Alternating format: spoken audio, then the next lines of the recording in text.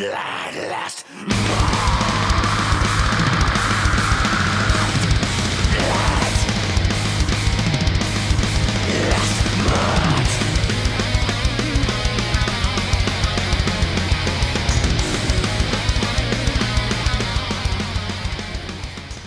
So, how are you doing? Pretty good, thank you. How about you? I'm fine. Okay. How's it all been going? Well, we're only 3 days in. This is gig number 4. Yeah.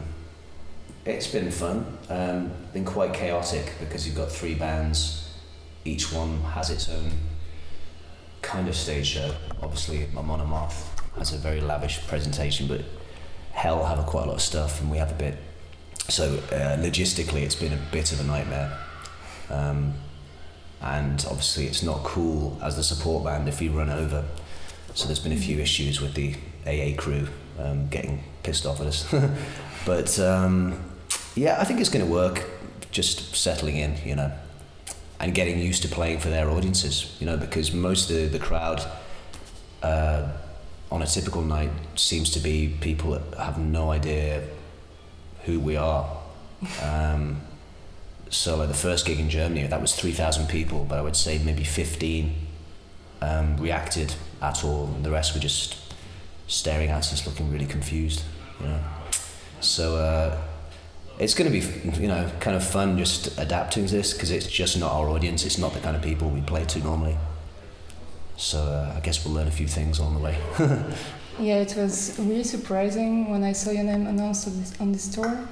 And a lot of people I know told me they wouldn't come here because they didn't care about Amon Amarth. It's different kind of band. Yeah, I think there is that. The 2 bands attract very different audiences. And going by what I've seen recently, I don't think we'll have too many of our fans coming to these gigs, because it's probably quite a high ticket price.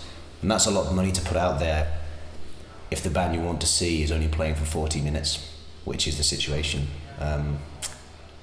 So yeah, I don't know what, I mean, we're going to the UK next after this, and that's interesting because we do have a decent following there, but I don't know if that will be represented at the shows because they're quite costly. Yeah. We'll see. And why did you choose to do, so it's the first European tour, real tour in a long time, and why did you choose to not to do an headlining tour, but you know, something else? If I'm being honest, I was outvoted. I didn't think we should do this. The others did, and I'm the guy who's really out of the loop. I don't really keep up with contemporary metal, but they were saying to me, "Listen, we need to do this tour because AA are huge in Europe, and you know we can potentially." Attract some new listeners through their, through touring with them. I'm not sure if that's actually going to work, to be honest. We'll see. But we've agreed to do it, so let's just have fun, you know. So even a band like Carcass cares about attracting new listeners? Yeah, I guess so. I mean, you just want to find a way forward. This album has done really well already, which is, not what we expected. It's really outstripped anything that we'd anticipated, and that's great.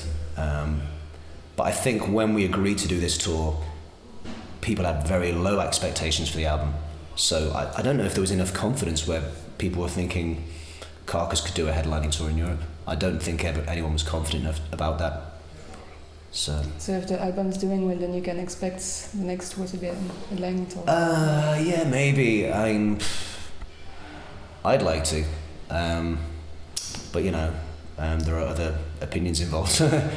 And also you're dealing with things like agents and promoters. We don't have a really, really heavyweight agent fighting our corner. That can make a tremendous amount of difference about how you're perceived and your value.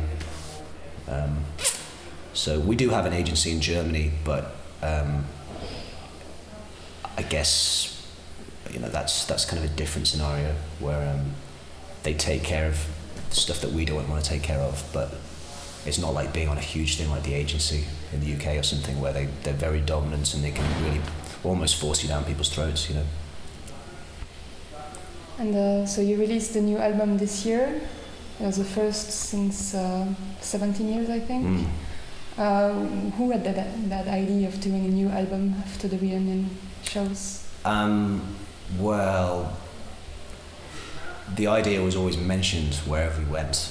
Like, we'd meet fans of the band when we were doing the reunion shows, and they would be either saying, please do a new album, or please don't do a new album. It was really polarizing.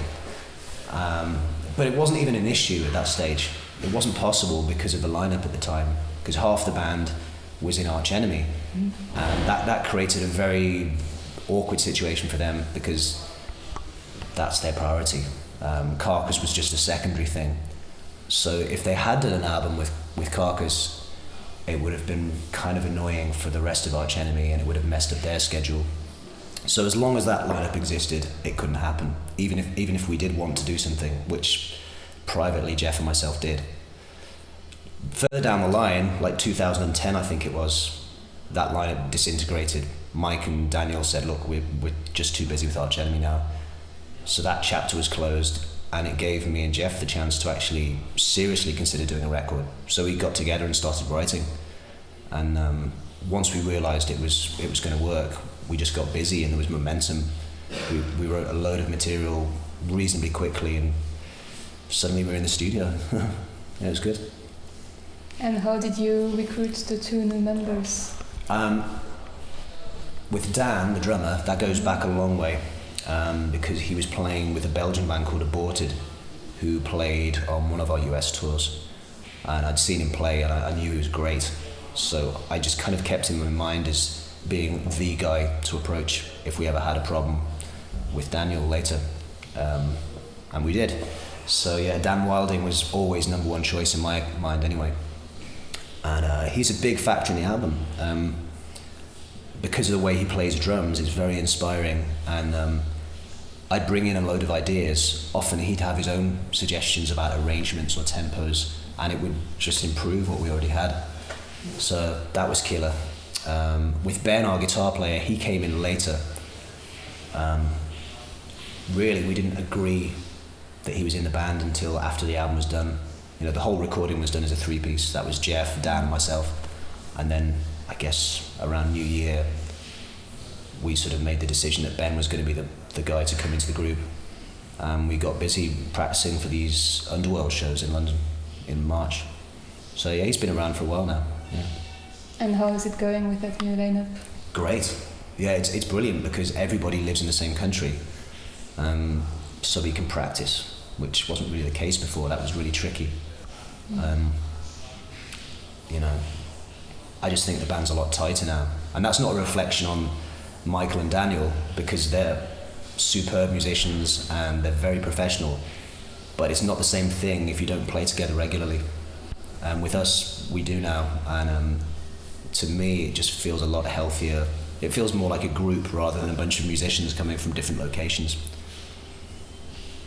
And what's next for Carcass after this tour?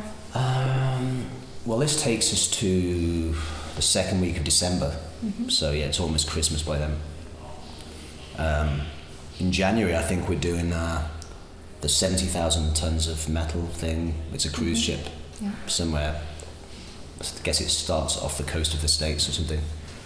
And then around March, we're doing a proper US tour with Black Dahlia Murder, I think. Yeah, there's always things being thrown at us, and you know, we seem to fill in the gaps quite nicely. This year was originally looking really, really dead, like we didn't have much, and then somehow all the gaps got filled, and most of us haven't spent much time at home really.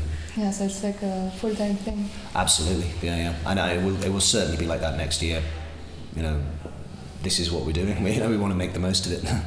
And you had a more blues-oriented band. Don't you miss playing that kind of music? Well, I still play with Gentleman's Pistols, so I do get to explore that side a bit. You still have time for it? Yeah, I mean, it is a little bit tricky, but then everyone else in that band has other things themselves. But we're going to do a new record, and we've already started work on it.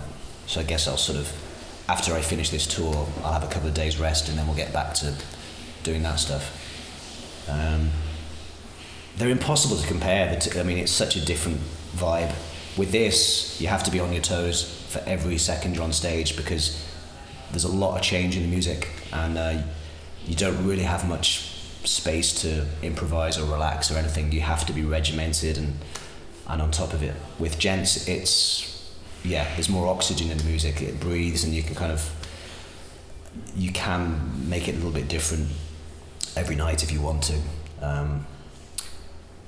But what I like about doing this is that you just need to be in shape, like not just physically but mentally, to play it. So it's given me a kick up the arse anyway. I won't speak for the others, they probably didn't need it, but yeah, it's been good for me.